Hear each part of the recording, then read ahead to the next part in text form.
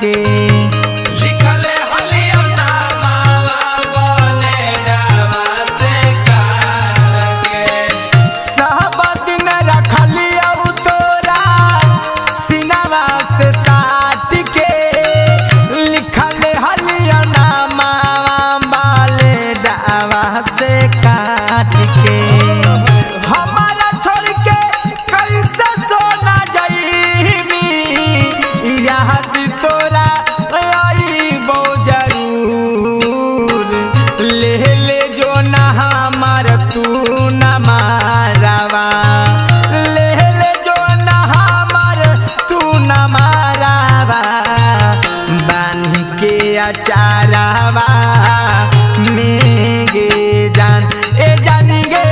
ले जो ना हमार तू न मारवा बांध के अचारवा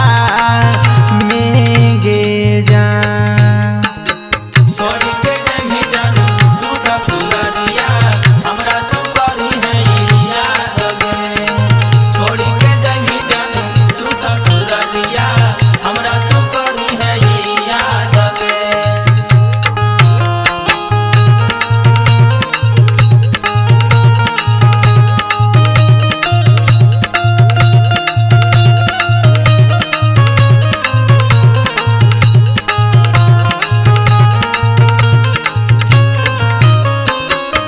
हंसते खिलाते साथे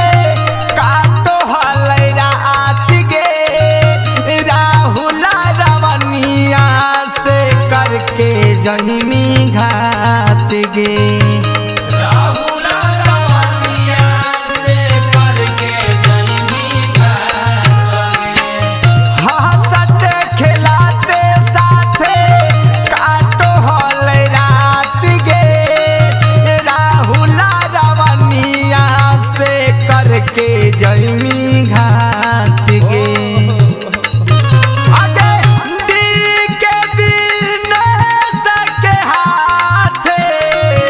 ले तू लेनी से नूर ले जो ना हमर तू न मारवा ले